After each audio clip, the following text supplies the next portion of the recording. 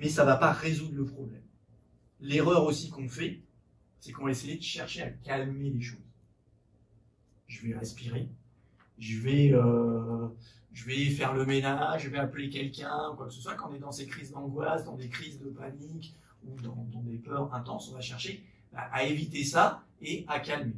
Donc ça, pour moi, c'est une erreur. Comme je vous l'ai dit tout à l'heure, par rapport au brossage de dents, c'est important de se brosser les dents, de respirer, de méditer, de faire des exercices, voilà. Ok, mais quand vous avez une carie, ça ne sert plus à rien. Donc quand vous êtes en crise, quelle qu'elle soit, crise de colère, crise de tristesse, crise de peur, crise d'anxiété, de panique, quoi que ce soit, ça ne sert plus à rien. Ne cherchez plus à calmer. On va voir pourquoi. D'accord? Et puis, en fait, comme je vous disais tout à l'heure, c'est qu'on cherche à comprendre, mais en fait, on s'épuise là-dedans parce qu'on ne règle pas, alors je parle de la phobie, mais souvent des peurs, en cherchant l'origine. Moi, le vertige, c'est un accident de montagne pendant mon service national. Je sais très bien, ça n'a pas arrangé les choses, rien du tout. Je sais d'où ça vient. On a un accident de voiture où, quand on a peur de l'eau, on peut avoir failli se noyer une fois que ça. On sait très bien, ça ne résout pas le problème. Quand on met le pied dans l'eau, quand on est derrière le volant, on a peur, ça change absolument rien. On ne résout pas, personne ne résout ça en comprenant l'origine. Parfois, il n'y en a pas.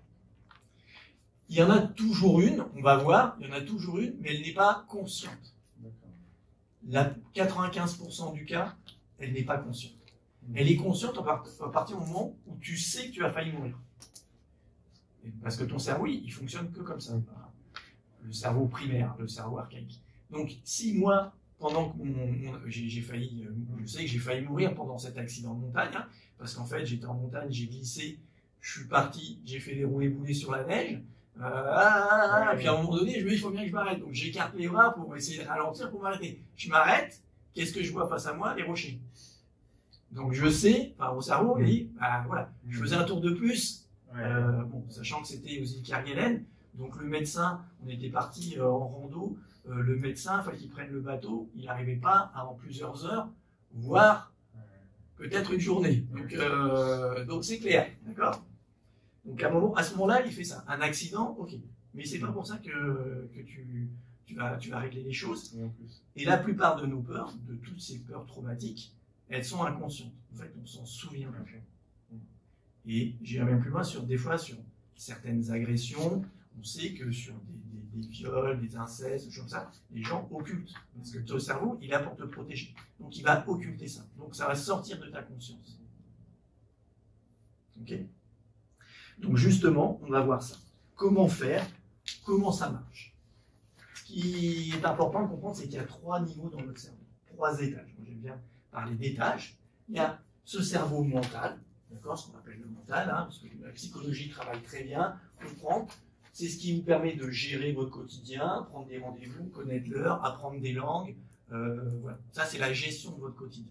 Ça, c'est le cerveau mental, le rationnel. Il y a un deuxième étage, qui est le cerveau émotionnel. Le cerveau émotionnel, il est un peu plus profond, et lui, il fonctionne avec votre mémoire. Je suppose que vous vous rappelez tous de votre première fois. Souvent, les premières fois sont plus marrantes. Première fois, premier baiser, premier enfant, je ne sais pas, premier que si vous aimez quelque chose, un truc que vous avez mangé, vous vous en souvenez. Parce que ce cerveau, il travaille avec la mémoire. Il fait une corollaire entre l'émotion et la mémoire. Plus l'émotion est forte, plus vous en rappellerez. Et lui, il travaille beaucoup comme ça. Donc ça, c'est ce que la plupart des thérapies vont travailler. En sociologie, on travaille beaucoup là-dessus. Parce qu'il est atteignable encore avec des visualisations, avec vos souvenirs, en travaillant là-dessus.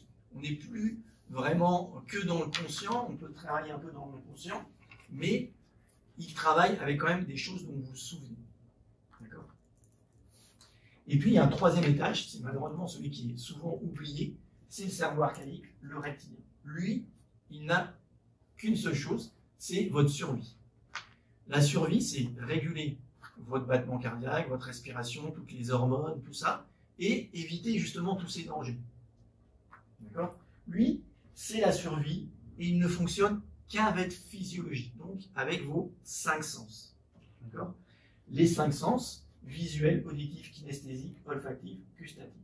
Alors, des fois, vous entendrez le VACOG. D'accord? On met comme ça. Donc, le cerveau archaïque, lui, il ne pense pas. Vous ne pouvez pas lui parler. Il n'est pas accessible par la parole, le raisonnement. Et il est lié avec les émotions, mais on ne peut pas agir justement avec ses émotions, avec notre histoire. Il est totalement inconscient. Et lui, comment ça fonctionne? Eh bien, il va générer tout au long de vos vies des mémoires traumatiques. Alors, pourquoi je prends l'exemple de cet enfant qui se casse la figure? C'est parce qu'un enfant, pour apprendre à marcher, est-ce que vous savez combien de fois il fait de tentatives? Non? 3000 fois. Voilà. C'est à peu près ça. D'accord? Donc il est persévérant, il y va, et pendant ces 3000 fois, ben forcément, il va se cogner la tête, il va perdre connaissance, même si c'est une fraction de seconde. Parce que pour votre inconscient, d'accord, pour le cerveau reptilien, une fraction de seconde, c'est très long. Alors je vais revenir sur la diapo là, pendant que votre cerveau, quand l'enfant tombe, eh bien, lui, il va emmagasiner des informations. On va dire, c'est l'équivalent de l'épaisseur d'une feuille de papier. Pendant cette fraction de seconde, il va enregistrer l'équivalent d'une épaisseur de feuille de papier. Ça peut être, ce qu'on appelle en informatique, un octet, si vous voulez. Mais alors que l'inconscient, le reptilien, pendant le même laps de temps, il peut enregistrer jusqu'à 3 étages de feuilles de papier empilées. Donc, la capacité de mémorisation de ces traumas, elle n'a rien à voir. C'est pour ça que je te dis, l'inconscient, il en stocke énormément. Il y en a énormément en stock. D'accord? Et tout ça, ça arrive. Parce que votre cerveau, à un moment, il n'a plus qu'à mourir. Une perte de conscience, c'est un risque de mort. Vous avez dans le cordon ombilical, quand le bébé est dans le ventre de la mère, il pince, il s'enroule, ou avec la main, ou avec le pied, il appuie dessus, il n'y a plus d'arrivée d'oxygène, il y a un risque de mort. Toutes ces mémoires, votre cerveau les stocke. D'accord? Alors, on pourrait se dire, ok, il n'y a pas de souci, toutes ces mémoires, elles viennent de ces traumas d'enfants. Ça, c'est le trauma originel. D'accord? Mais ça peut être aussi, quand on est vraiment enfant, une peur d'abandon. C'est-à-dire que, je vais prendre l'exemple, on peut prendre son enfant, je vais chercher une baguette à la boulangerie, et je laisse mon bébé dans la voiture, et je vais chercher. Puis on retrouve son bébé qui pleure, parce que lui, à cet âge-là, quand il est tout petit, il ne vous voit plus, bah, c'est fini. Et puis il ne peut pas survivre sans vous. D'accord? Un enfant, il ne peut pas vivre tout seul. C'est pas possible. Donc il y a des moments comme ça, dans nos vies, où on va générer ces mémoires traumatiques. D'accord? Et puis ensuite, alors je vais reprendre l'exemple de l'araignée. D'accord? Cette peur d'araignée, pourquoi j'ai peur de l'araignée? Eh bien, quand je suis là, que je tombe, si dans mon champ de vision, il y a une petite araignée là-bas, vous ne la voyez pas, consciemment vous ne la voyez pas, mais votre cerveau reptilien, lui, il l'a enregistré. Il sait que là, il y a une araignée. Puisque dans ces 3 étages d'information, il y en a quand même un paquet. Ça peut être une odeur, ça peut être une sensation, d'accord, un bruit, quoi que ce soit, peu importe. Il va prendre, dans ces 3 étages d'information, une information. Si c'est la vision d'une araignée, eh bien, quand vous allez voir une araignée, votre cerveau pense que vous allez mourir. Lui, c'est un risque de mort. Pour lui, il y a, voilà, le cerveau reptilien, il est basique. Soit je vis, soit je meurs. Donc il y a un risque de mort. S'il y a un risque de mort, ben, je t'envoie les informations physiques de la peur, parce que il faut que tu fasses. L'émotion, elle est là pour nous mettre en action. La peur est là pour nous dire soit fuir, soit attaquer, mais survivre. Elle est là pour survivre. Donc il va vous dire, bah, il faut survivre à ce moment-là.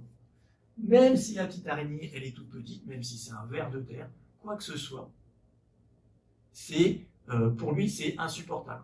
D'accord?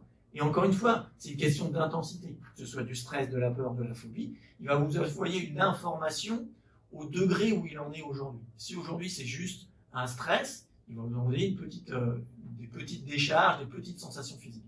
Si c'est vraiment, ben, je ne peux pas bouger comme moi avec les serpents, je suis bloqué, je tremble, voilà. Là je suis en phobie, je suis vraiment limité, c'est complètement irraisonné, je ne peux plus bouger, je ne peux plus rien faire. D'accord?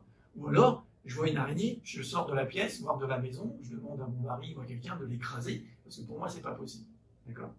En fait, à ce moment-là, donc, c'est ce lien erroné que va faire votre cerveau entre la situation que vous vivez et la mémoire traumatique. D'accord ?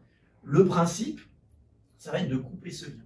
Parce que ce lien, il n'a pas vraiment lieu d'être, vous n'avez pas de raison de mourir, mais il est imparfait, votre cerveau, comme plein de choses. Quand vous vous coupez, vous avez une cicatrice, la peau, elle revient pas pareil. D'accord ? Il y a toujours une cicatrice. Et bien lui, c'est la même chose. Cette cicatrice, c'est ce lien erroné qui va faire. Si vous avez des questions, allez-y, je vous l'ai dit tout à l'heure, je vais boire un coup, n'hésitez pas.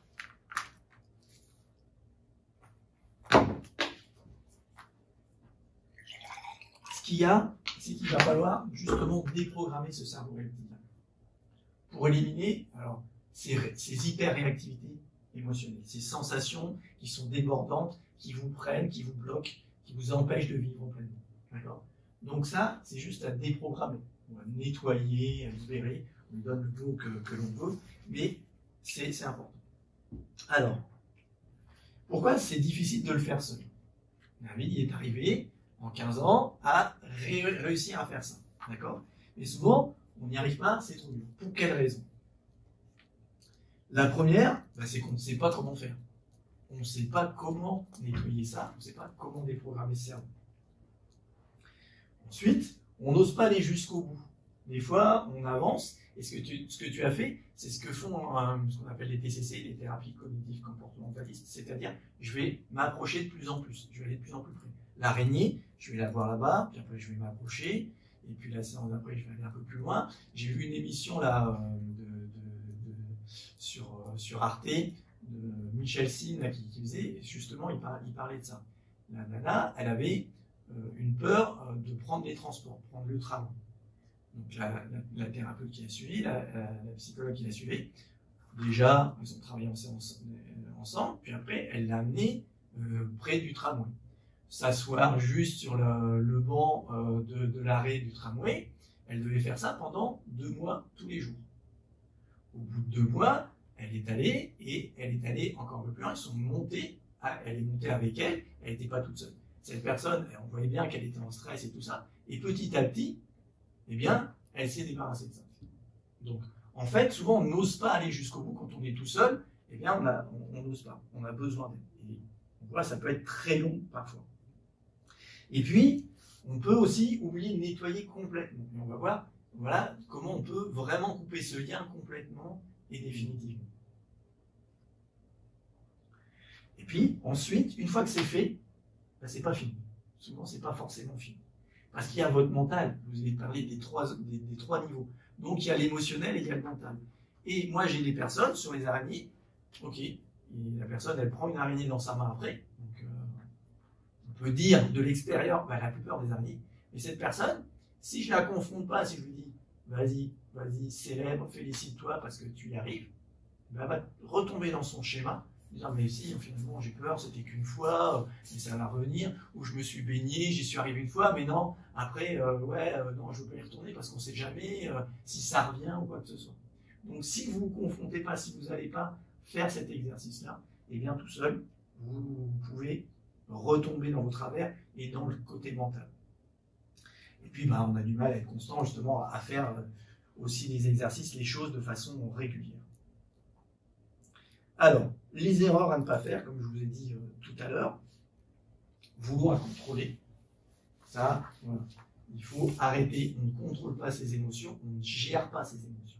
C'est pour ça que tout à l'heure Valérie vous disait, Olivier n'aime pas la gestion. Gestion du stress, oui. Gestion des émotions, non. Alors je l'utilise parce que c'est quelque chose que quand même tout le monde connaît, comme la zone de confort, tout le monde parle de ça. Pour moi, c'est plutôt une zone d'inconfort, je parle plutôt de zone d'habitude.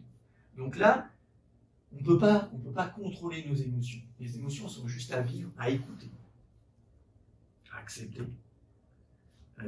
Bien sûr, calmer vos sensations, ça ne sert à rien, il faut arrêter de faire ça. Continuez à faire comme vous faisiez avant. Si vous continuez à faire, comme disait Einstein, si on continue avec ce qui a engendré les problèmes, on ne va pas résoudre le problème. On ne peut pas investir sur soi. Effectivement, cette décision, pour moi, l'investissement, la décision, c'est de dire je veux changer. Tant que vous ne prenez pas cette décision, si c'est OK, si vous voulez rester dans cette zone d'inconfort et que ça vous convient, ça ne changera pas. D'accord? C'est ça. À un moment donné, il faut sauter le pas. Comme au saut élastique, vous êtes sur la plateforme, à un moment donné, il faut jeter, il faut y aller. Hein. Sinon, ça ne peut pas le faire. Donc à un moment, il faut prendre cette décision, il faut s'y engager. Et ça, c'est hyper important. Bon, de rien faire, hein, c'est sûr que si on ne fait rien. Voilà. Mais en même temps, je ne juge pas, je ne suis pas dans le jugement. Parce que moi, il y a des choses, j'ai rien fait, j'ai pas avancé sur tout et tout réglé en même temps, comme ça, c'est pas le bon moment, c'est OK. Mais si c'est OK, si tu veux rien faire, c'est OK. Mais assume et prends la responsabilité de dire, bah oui, je reste dans ma problématique. Alors, aussi, voilà, ça, je reviens sur pourquoi aujourd'hui je ne dis plus, parce que je l'ai eu dit ou je l'ai beaucoup entendu, en une séance, tout va se régler. Pourquoi c'est pas possible? Aujourd'hui, je travaille plus vraiment, je travaille plus à la séance. Et pourquoi j'ai fait ce choix-là? Parce qu'aujourd'hui, on ne va pas pouvoir agir sur les 3 niveaux du cerveau en une seule séance. Pour moi, c'est pas possible. D'accord? Donc, comme je vous l'ai dit, c'est important d'agir sur les 3. On ne va pas devenir autonome. C'est parce que vous avez fait une chose une fois que ça y est, c'est réglé, vous savez le faire. C'est pas parce que je vais ne pas prendre ma cigarette une fois et respirer et prendre du plaisir à respirer que ça y est, j'ai arrêté de fumer, c'est fini. Non, ça marche pas comme ça. J'aimerais bien. Hein. Et donc, on risque de rechuter. On risque de retomber dans ces travers, comme je vous disais, mental, même si ça a été nettoyé dans le cerveau reptilien, parce qu'on peut en une seule séance nettoyer dans le cerveau reptilien. Mais si on ne va pas sur les autres niveaux, ben on peut rechuter, retomber dans ces croyances, dans cette peur. Et puis, parce qu'il peut y avoir plusieurs mémoires traumatiques qui sont liées à un problème, à une peur. On peut réactiver, comme je le dis, faire ce lien erroné sur la même source avec plusieurs liens. Et aussi, on peut avoir un lien qui est relié à plusieurs traumas originels. Donc des fois, en coupant ce lien, en nettoyant, eh bien, on peut régler plusieurs problèmes. Par exemple, moi, sur les serpents, je sais que j'avais pas une phobie comme les serpents des araignées, mais je n'aimais pas trop ça. Voilà. Aujourd'hui, j'ai rien fait de plus dessus. Aujourd'hui, je peux prendre les araignées, les mettre dehors et tout ça. Je fais plus attention à l'araignée qu'avant, je l'aurais écrasée. Voilà. Aujourd'hui, les enfants, l'araignée, voilà, je la prends et je la sors. D'accord? Quand je peux, alors des fois, je préfère maintenant prendre un chiffon ou un papier, parce que souvent, si on l'attrape à la main, on arrache les pattes. Hein. Donc, j'essaye de faire attention aussi. Voilà. Et puis, aussi, pour ancrer ça de façon définitive, même si c'est nettoyé, comme je vous l'ai dit encore une fois, ces 3 cerveaux, eh bien, c'est important de célébrer, d'aller se confronter et de célébrer ça. Pour gagner confiance, encore, on vient au sujet de ce matin, pour vraiment que ce soit définitif, il faut vraiment ancrer dans cette confiance. Et pourquoi c'est important de continuer ce travail. Alors, si on prend l'exemple de l'araignée, tu dis, oui, donc c'est à un moment donné, dans notre inconscient, le cerveau, donc ça veut dire que quelqu'un qui a pas peur des araignées, c'est que lui, il n'a pas vécu ce traumatisme, entre guillemets. Alors, si, il a forcément vécu des traumatismes, mais il n'a pas fait ce lien erroné. C'est-à-dire qu'à un moment donné, et ça on ne sait pas pourquoi, il n'y a pas besoin de savoir pourquoi. On n'a pas besoin de savoir pourquoi ça s'est déclenché, pourquoi il y a ce déclencheur, ce lien qui se fait. Mais ce lien, il se fait ou il ne se fait pas. Il se fait sur les araignées, sur... alors, il se fait sur certaines choses. Sur les serpents, sur une réflexion que vous dit quelqu'un et qui vous met dans un état où vous met des baffes. Voilà, tout ça on ne sait pas exactement, et peu importe de savoir pourquoi. Moi, par exemple, sur la peur des araignées, il y a une personne que j'ai accompagnée, elle ne pouvait pas me dire le mot. Donc, me dire, j'ai la phobie des araignées, ce n'était pas possible pour elle. Donc, c'est quelqu'un d'autre qui me l'avait dit, moi je le savais, mais elle ne pouvait pas le dire. Je lui ai dit, c'est pas un problème. Tu vas me donner une couleur. Je vais me dire, toi, pour toi, la couleur, cette couleur-là, correspond à ma peur. Il suffit que la personne le sache. Moi, j'ai pas besoin de le savoir. Parce qu'en fait, moi, c'est pas moi qui vais aller dans son cerveau, c'est elle qui va faire ce nettoyage.